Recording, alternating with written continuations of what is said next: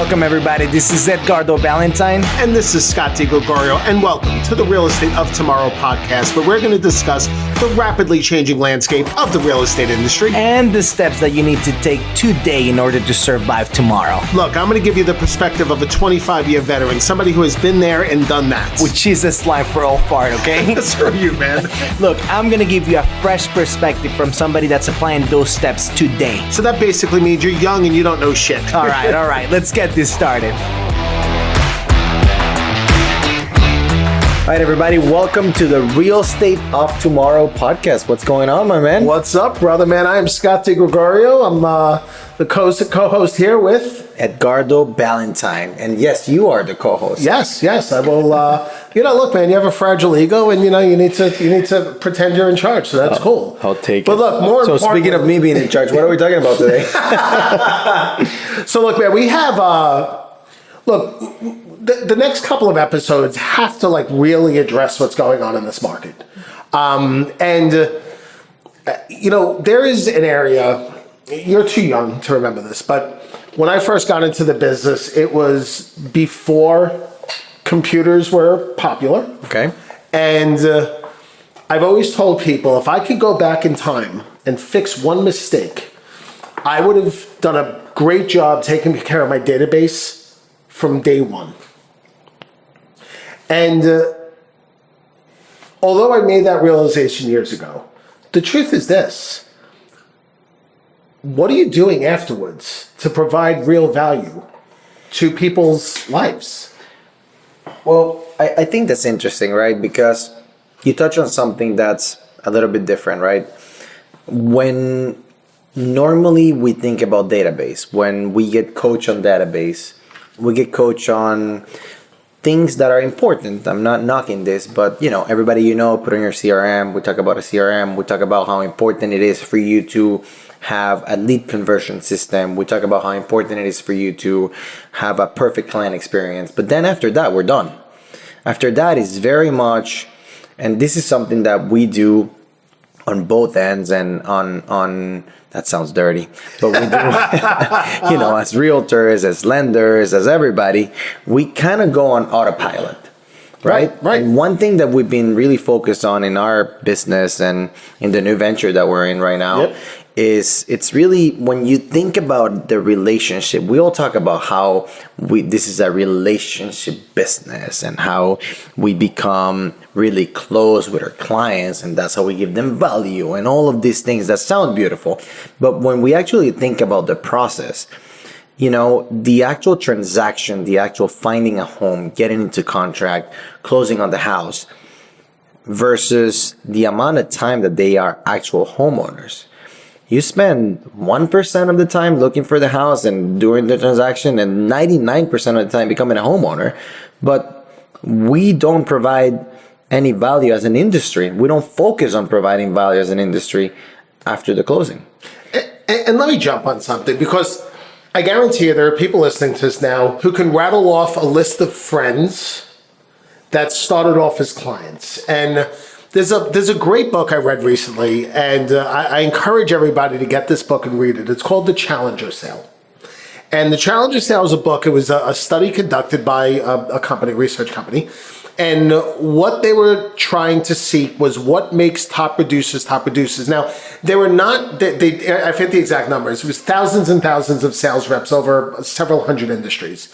And what they were trying to find, they weren't trying to prove a hypothesis. They were trying to find what makes them tick. And when they were done, they were able to take these salespeople and put them in a couple of categories, right? So one category was the lone wolf. That was me when I started. That was you when I started. Just the person that goes out, busts their ass, works really hard, and just gets stuff done.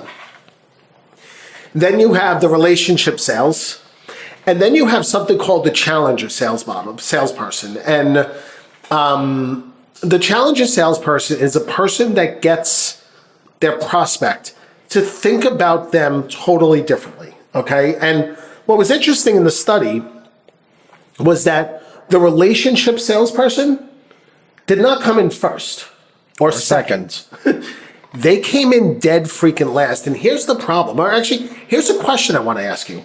Have you ever had a friend not use you? Yeah. right? I mean, I think everybody has gone through that. We've all had that. And by the way, few things suck more. Yeah, and what's the reaction when that happens? Yeah. Well, you get pissed? You get pissed, but that should be pointed inward. That's right. So there's two. Brian Buffini taught me years and years ago that in order to get referrals from somebody, they need to have confidence in both your character and your competence. The character is easy, you're a nice person. So the people that you're friends with find you're a nice person. But are you providing real value? Because let's be honest, the average real estate agent walking around and lender, we just do our job. You show houses, problems come up, you overcome them, you're there for all the deadlines. But what makes you apart? What separates you from the other 1.5 million agents out there? Not just that, but again, one thing that really hit home is what sets you apart from all other agents that not only you're actually doing, but that not every other agent in your office or that a client is going to interview says they're doing. I mean, in our world, we talk about that all the time, right? If all we're promising people as lenders is I answer my phone, I have good rates, I close on time, even if that's true, that's what every other lender is saying anyways. And most of them are lying. But even if, even if they're lying, they're saying that, and the client has to go through it to realize that they're lying. So we got to be set apart. And just to jump into it, right? Right now, anybody in the real estate industry really needs to focus on what can set them apart, because this is a very competitive market. Right? I mean, as old as you are, you always tell me that this is a really tough market compared to every other market that you've been in. It's true. So, we're not talking about a crash or anything like that, but it's a competitive, difficult market. There's not a lot of houses for sale. Huge inventory. Clients have a lot of stress. Tons of realtors. So, and it's never, ever been easier for a homeowner to sell their home without you.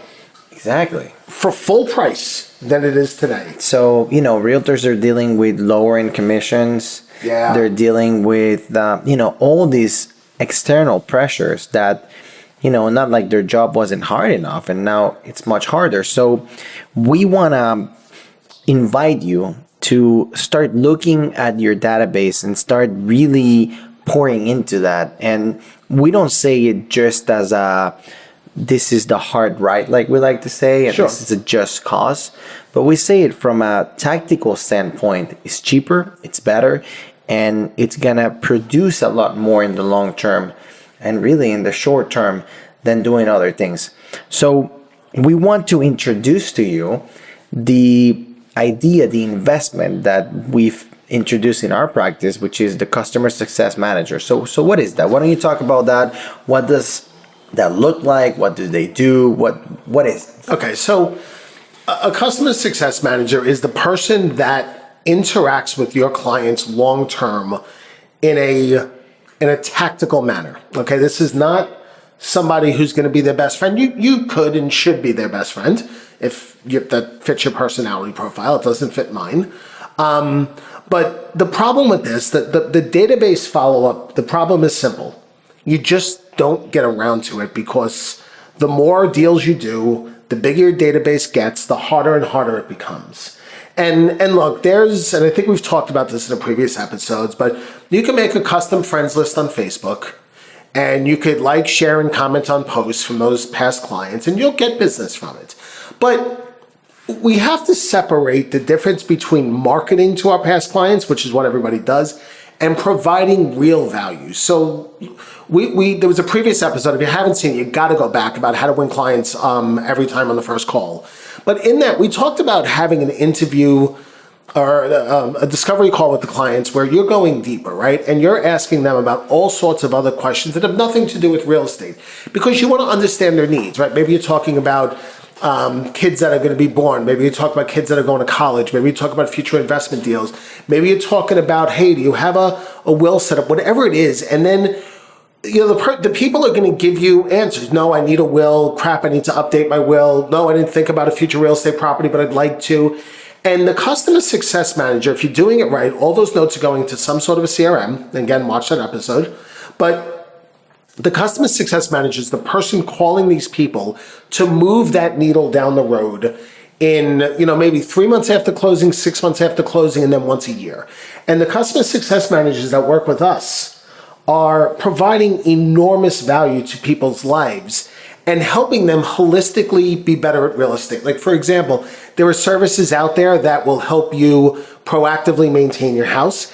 There's services out there that will provide lease options for people. There's services out there that will buy a house cash for people and sell it back to them. There are tons of services out there. There's services out there that will create these high-end client experiences for your customers around closing. There's so much out there, but people just don't take the time to learn it. And when you assemble these tools, the customer success manager is the person that makes sure your homeowners implement them and use them at the highest possible level. Think about it from a client experience. This is the most beautiful thing about the real estate transaction and the most profitable thing for us to take advantage of. It's also the biggest weakness that we have when it comes to doing a real estate transaction. During those 40 days, 60-day cycle, you have the full client's attention. Any call, any text message, any email, anything that you communicate with a client, you are the most important person for that client because there's a lot of emotions that you're driving and there's a lot of money too. Whether it is escrow deposits and money that they spent on things like appraisals and inspections to much deeper things like my kids love this house and it's important for us to close on this house because I sold them on the idea that this was going to be their backyard, to this is the house that I need my kids to be in for the school district, for example. I mean, I can speak as a parent of 2 young kids. If I move and I sell this idea to Evelyn, my daughter, she's 12, not getting into the house it's a lot catastrophic, not just because of the money or the $3,000, $5,000, $10,000 in the escrow. It's everything else that happens, behind closed doors. So we have their full attention when we're going through that transaction. That's the opportunity for us to shine and to really understand them and to really know what their fears are, what their goals are, where their holes are as it comes to like wills and things like that. But at the same time, because there's so much going on, so much stress, so many things, so many deadlines, so much money, all of this that's happening, plus their regular life, they still have to go to work, they still have to do, go to school, everything. A lot of these things that we can provide, and we do it as lenders, all those systems that you name, we do it as lenders. They might be exciting at the time, but they don't take advantage of it during those 30 days because there's so much going on. So then we communicate with them that we can do all of these things, but then we have somebody after the transaction is done, once the dust has settled a little bit, to come to them and to say, hey, remember, we have this for you. We have that for you.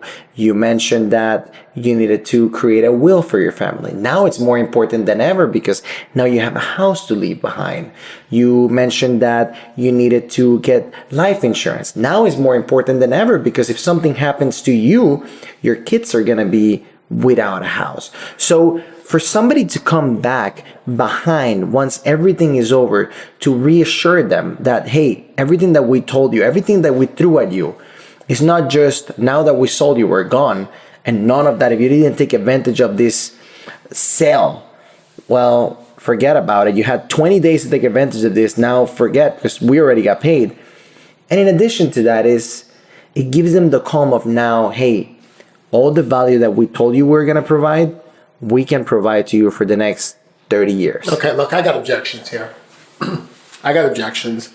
I'm a real estate agent. I don't know jack about wills. I don't know shit about life insurance. I don't know anything about taxes. I don't know anything about financial planning. How can I possibly have these conversations with people and not sound like a blubbering idiot? And furthermore, who am I to even have those conversations with people, Ed? Well, it's easy, my friend. And I want you to talk about this book. It escapes me right now, and you can talk about it in a little bit. But But look, what I tell my team, because obviously we run teams here and they have the same objections. They say, hey, if I'm going to talk to somebody, like, I don't know anything. I don't know what an estate plan is. Well, there's two things that come to mind. One's, you don't need to know everything about it because we're specialists, right? If you're a realtor listening, you are a specialist when it comes to getting the house I need, knowing why I need that house, getting the best possible contract, the best possible price I can get. Other than that, I don't need you to be an expert on anything else, but just like when you refer somebody to a lender, I just need you to know the best specialist on that particular practice. So you're just discovering, you're just uncovering what the needs are and then sending people to the best specialist on that specific practice. So you don't need to know anything about state attorneys, for example. You just need to know that that's important. And if that's a hole in somebody's life, you're going to introduce them to that specific person that can help them with that. You don't need to know something about life insurance. You just need to know that that's extremely important when you buy a house, and you're going to introduce them to a life insurance agent that can change and save their lives in the future. And that is the most valuable thing. You don't need to have all the answers. You're quarterbacking that transaction. And now you have a team. And I want you to talk about this book, but we heard of Rene Rodriguez, right? And he talks about taking ownership of the way people view you. The frame. The frame.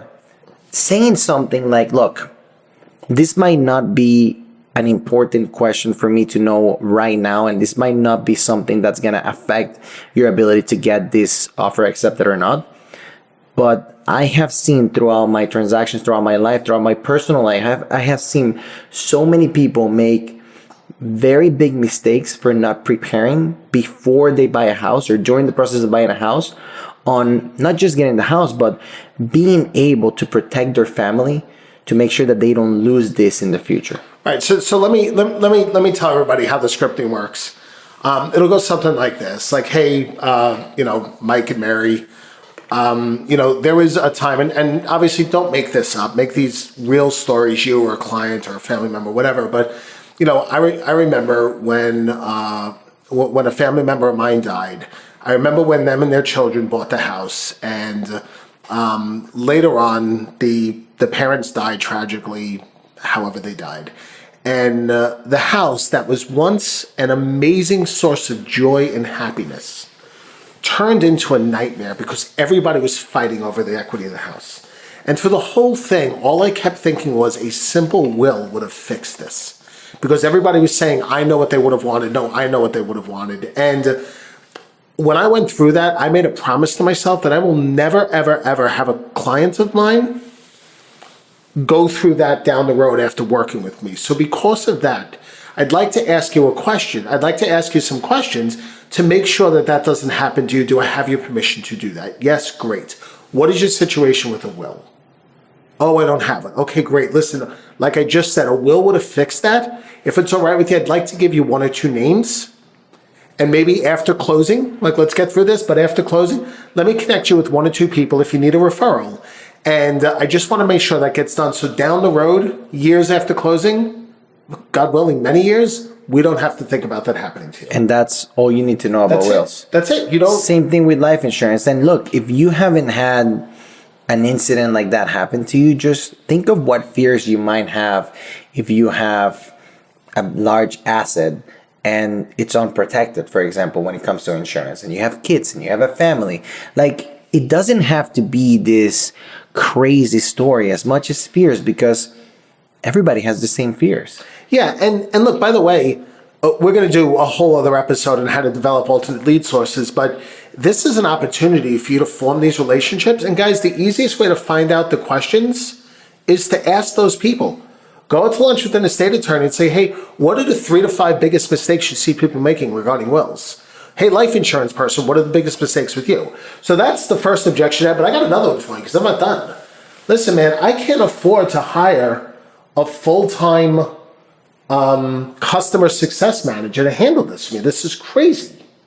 What do you say to that? Close more deals. No, I'm kidding. That is one solution. Well, there's a couple ways to do it, right?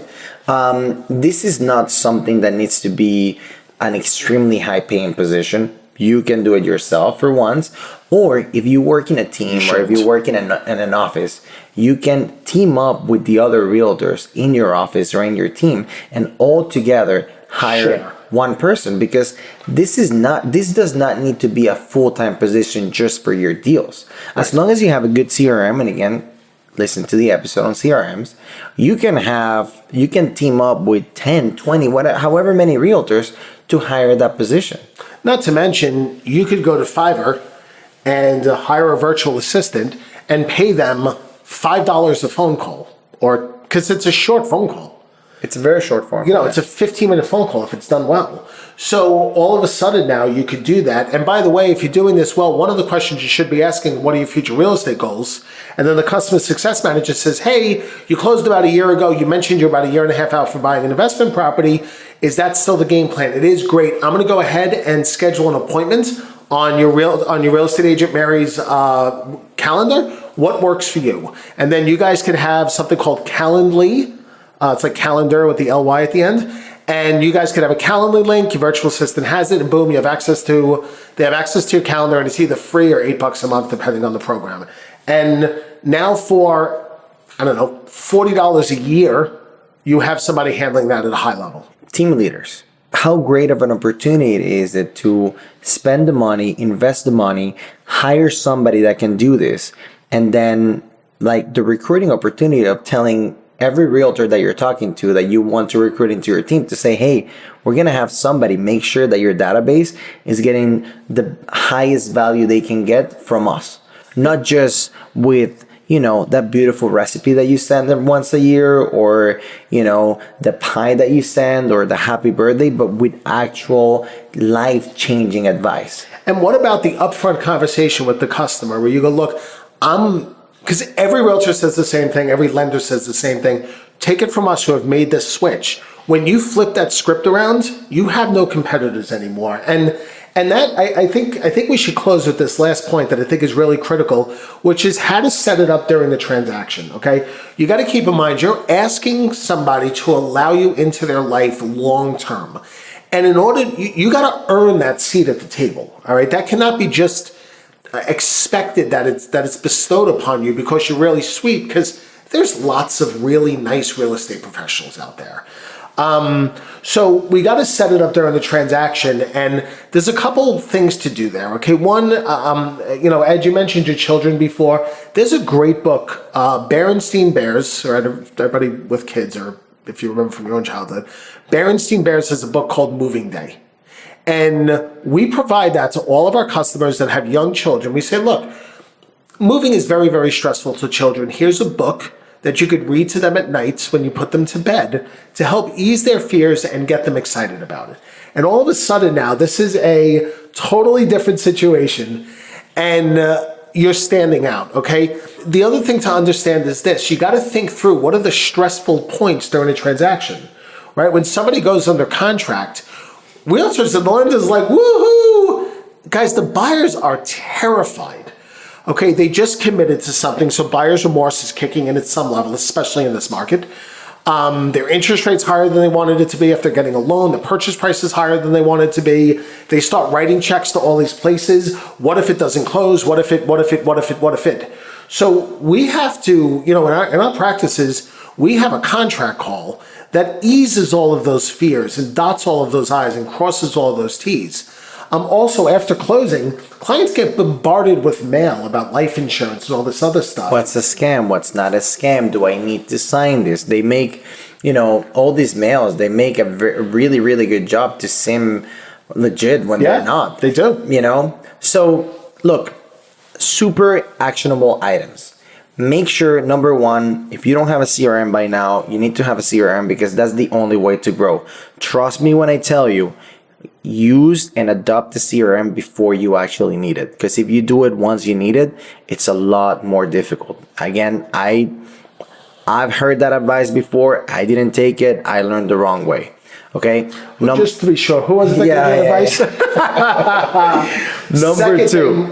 Watch the podcast episode on winning every client on the first phone call. Yeah. Number three, make sure that you work on a script to set up the CSM, the customer success manager. Don't just hire somebody, have them call the person 3 months later or 6 months later or whatever, because if you don't set them up properly, you're just gonna waste your money. Other thing is, try to team up with somebody. Hire somebody together. Yes, you can get somebody from Fiverr or whatever, but if you have a group of realtors that do this together, you can actually keep that person busy and you can tell them exactly how you want them to work. And then finally, the way that we're doing it is we have our customer success manager call the clients 3 months after the transaction. Why? Because that's where a lot of things are just settling in, but a lot of things are changing. Like maybe now they're with a different mortgage company, and that even if you don't control the mortgage side of things, that scares a lot of people. You can calm them down and tell them that that's not going to change their loan or their rate or anything like that. They might have some questions about all the things that they heard you saying during the transaction. They might have questions about, especially if you're in Florida, hey, somebody says something about homestead exemption. Do I need to do this right away? Can I wait? Well, what about when the insurance company sends an inspector to the house? Oh my God, there was somebody looking at my house. What's going on? Or even worse, they canceled their damn insurance because the inspector found whatever. I haven't gotten the survey. Yeah, when the dust settles, there's a lot of fear. So that 3-month call is critical. We have somebody do the same thing after 6 months. So 3 months after the 3-month call, 3 plus 3 is 6, Scott. Thank you. They do that, and that second call is very similar to the 3-month call because some things they just didn't think about, some things just started to happen after the 5th month and things like that. And then after that, we adopt that every single year, the customer success manager is going to call the person on the closing anniversary, and they're going to look at that first conversation that we had with them with all those details and go over where the goals are. Did we create an estate plan yet? Do we have the insurance? Where are we financially? And one thing that's important, sorry to interrupt, but one thing that's very important is this is not a mortgage call. This is not a purchase call. This is not a call to ask them, do you want to sell or do you want to buy a house? This is a call to see, hey, a year ago, we helped you with the most important purchase of your life. And you had these 10 goals, these 10 plans, these 10 things that we wanted to achieve. Where are you there with this plan? And how can I help you get there? It doesn't have to do anything with real estate, but how can I be of service to you to help you get there? And I'll go a step further, okay? Every time these phone calls are happening, a CMA should be provided because now you're going to Zillow-proof your business, okay? I'll go a step further than that.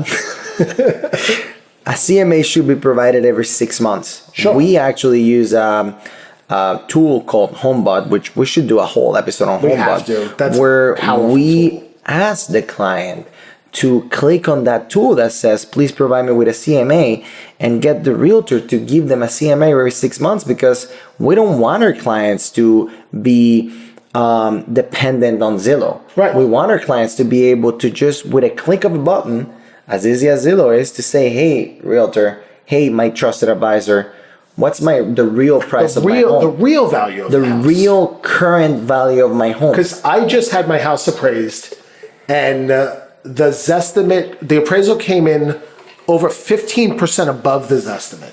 Zillow is not keeping up in a market like this. In a stable market, the estimates are pretty close. We've talked about that. I'm sorry, no computer is. I mean, no algorithm is. Not right now. Not yet. So look, that is the key. Okay, do that. And the last point that I want to make is spend some time online and do research to try to find the HomeBots of the world and all these other providers to help you provide real differentiating value to your clients' lives. Specifically having to do with real estate, not real estate.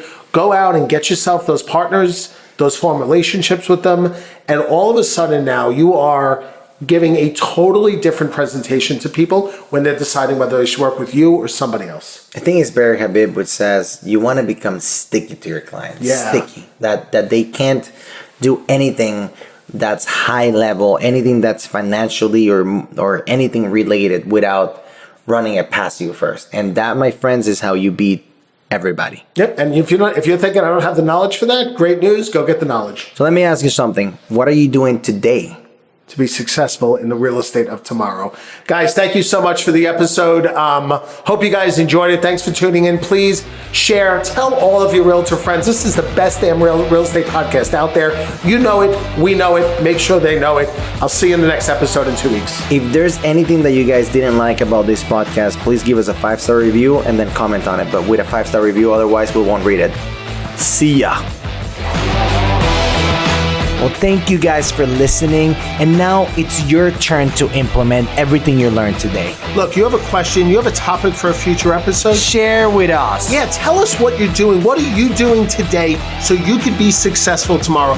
Send us an email at success@realestateoftomorrow.com. And don't forget to leave us a review, an honest review. Screw an honest review. Leave us a 5-star review, and for every 5-star review we get, we're going to send you a badass real estate meme t-shirt. Those shirts are hilarious. See ya.